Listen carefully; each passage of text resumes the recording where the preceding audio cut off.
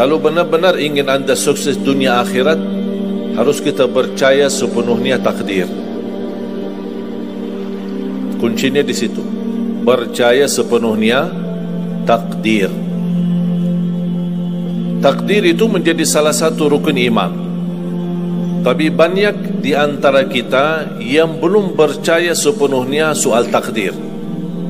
Dan kita sifat manusia, mohon maaf, suka tidak adil. Contoh, kalau Allah berikan karunia, nikmat, pertama kita lupa bersyukur. Yang kedua, kita tidak pernah berkata sama Allah, ya Allah, kenapa aku dapat nikmat ini? Tapi sebaliknya, kalau kita diuji oleh Allah, kita kurang sabar, dan kita bertanya sama Allah, ya Allah, kenapa saya diuji? Faham tak? Kalau kita dapat nikmat, ada enggak orang-orang yang lulus misal ujian, dia berkata, ya Allah, kenapa saya lulus ujian? Tak pernah. Tapi kalau dia tidak lulus, dia bilang apa? Ya Allah, kenapa saya tidak lulus? Ketika ditimpa musibah, dia selalu merasa nyesal atau merasa sakit hati, tersinggung, berkata sama Allah, kenapa saya diuji padahal saya orang baik, saya jaga salat, saya berusaha mendekat sama Allah, tapi saya merasa bertambah berat ujiannya. Tapi sebaliknya, ketika diberikan nikmat, dia tidak pernah menyebutkan, ya Allah, kenapa saya mendapatkan nikmat ini? Kayaknya si fulan lebih fantas mendapatkan nikmat. Itu tanda manusia tidak adil, tidak bersikap adil. Makanya subhanallah, semakin anda mantap imannya terhadap takdir, semakin hidupmu jadi nikmat. Saya kasih contoh. Tidak ada persoalan masalah takdir baik. Itu bukan masalah bagi kita.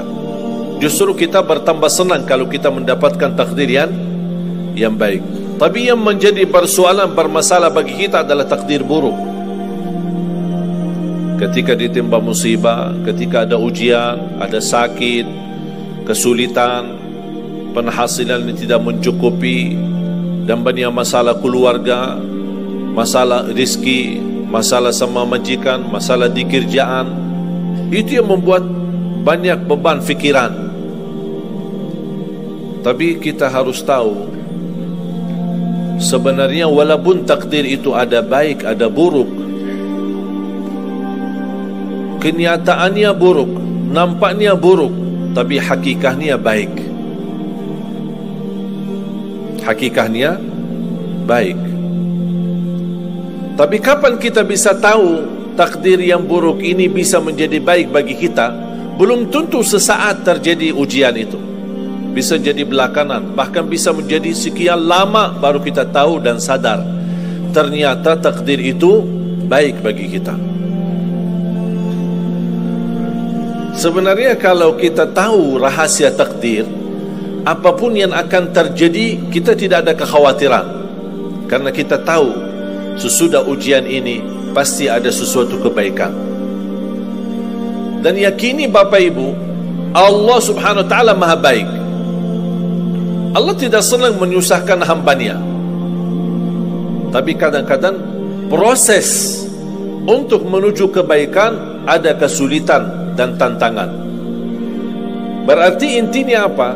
Apa yang saya ingin sampaikan, jangan ada yang merasa sakit hati atau merasa tersinggung ketika menghadapi ujian, merasa belum terkabul keinginannya. Allah sudah kabulkan. InsyaAllah tidak ada di antara kita yang ditolak doanya. Cuman kita mohon maaf kadang-kadang buru-buru, ingin selalu semuanya cepat. Kadang-kadang kalau terlalu cepat apa yang kita inginkan kita dapat, itu bahaya juga. Makanya jemaah sekalian, kunci anda sukses dunia akhirat, percayalah takdir. Dan semua takdir itu baik, tapi kita belum tahu rahasianya.